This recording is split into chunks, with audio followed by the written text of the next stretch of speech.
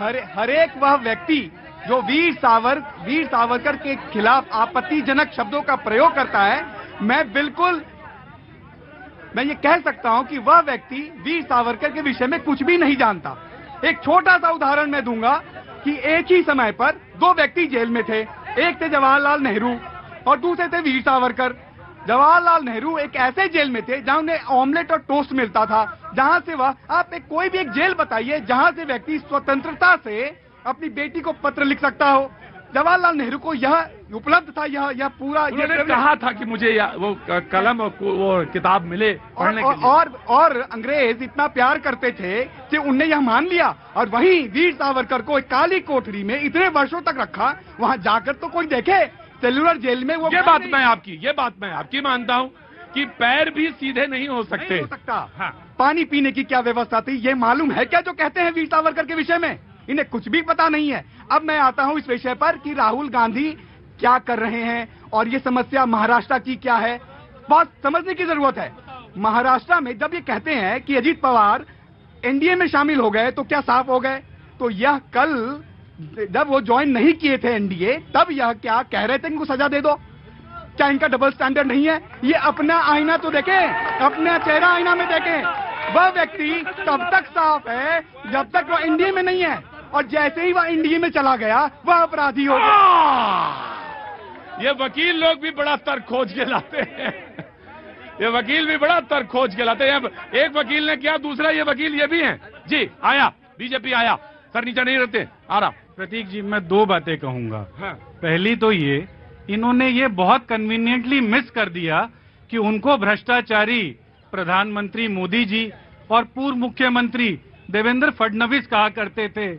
अजीत दादा चक्की पीसिंग पीसिंग पीसिंग, ये इनके नेता कहा करते थे।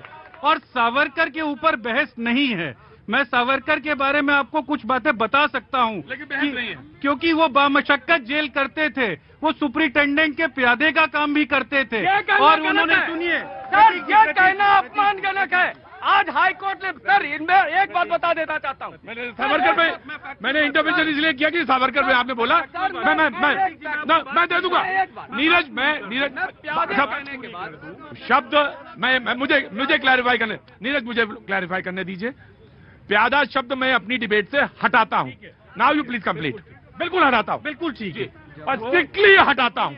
जी प्रतीक जी, सावरकर के ऊपर बहस नहीं है, लेकिन ये मैंने मान लिया था। उनके बारे में पहली बात, कोई व्यक्तिगत टिप्पणी मत करिए, आपको जब उसी ने मुद्दे पे बामशक्कत जेल में थे तो जेल में वो क्या काम करते थे ये जनता समझदार है, पढ़ लेगी और पता कर लेगी।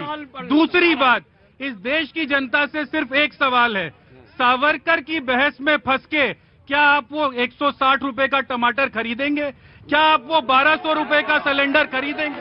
क्या इस देश में 500 रुपए का घी खरीदेंगे? आप सावरकर की बहस में लगे रहिए और आपको लूटने का काम ये लोग करते रहेंगे। नीरज, आखिरी वाला हिस्सा जो है, जो आपने आखिरी हिस्सा बोला, अच्छा बोला, बहुत अच्छा बोला, मैंने उसको एक्सेप्ट किया। वो डिबेट में कंस्ट्रक्टिव अप्रोच रखता है। लेकिन मैं आपको एक बात कहना चाहता हूं कि ये डिबेट सावरकर पर नहीं है। बिल्कुल मैं आ जाऊंगा, आपसे क्लैरिफिकेशन आपको जरूर देना होगा, सावरकर पे आप दे दीजिएगा। लेकिन मैं एक बात कहना चाहता हूं कि किसी से कह दो कि साधारण जेल है, आधा वहीं मर जाता है, वो आधा तो वो वहीं मर जाता है। लेकिन अगर किसी से कह दो कि पूछले कि काला पानी की जेल है तुम्हें, तो क्या होगा सुन के मैं नहीं जानता। ये आपको बस सिर्फ अंदाजा लगाना है। Now you please complete. जी 12 वर्ष कोल्हू में बैल की जगह सावरकर को लगाया गया था। अंग्रेज डरते थे, और किस लिए डरते थे और कांग्रेसी क्यों विरोध करते, मैं तर्क देता हूं। 62 में चाइना के साथ जब प्रेम मोहब्बत की बातें चलती थी दिल्ली दूर बीजिंग पास, उस वक्त सावरकर ने नेहरू जी को पत्र लिखा, लगातार लिखा कि आपकी नीतियां गलत है, आपकी नीतियों के कारण ही भारत हार जाएगा, और भारत हार गया। वहां से नेहरू को एक्सपोज किए थे। और एक बात और, इस हिंदुस्तान ने आजादी के बाद से केवल और केवल 2 ही युद्ध हारा। दोनों युद्ध में सावरकर इनको कहते रहे आप गलत जा रहे हो। पहला युद्ध पीओके बना, दूसरा चाइना से हारे। दोनों में सेना जीती, नेहरू जी का नेतृत्व हारा, और दोनों समय सावरकर इनको एक्सपोज करते रहे। विरोध यहाँ नहीं है, ये तो हो सकता है, ये एक लॉजिकल बात है। विरोध इनका ये है कि सावरकर हिंदुत्व की व्याख्या करते हैं और वहां पे विरोध खड़ा होता है, ऑफ कोर्स। लेकिन सावरकर पे डिबेट नहीं है, डिबेट और ये है कि मोदी जी कहते हैं जो डर गए वो मोदी नहीं।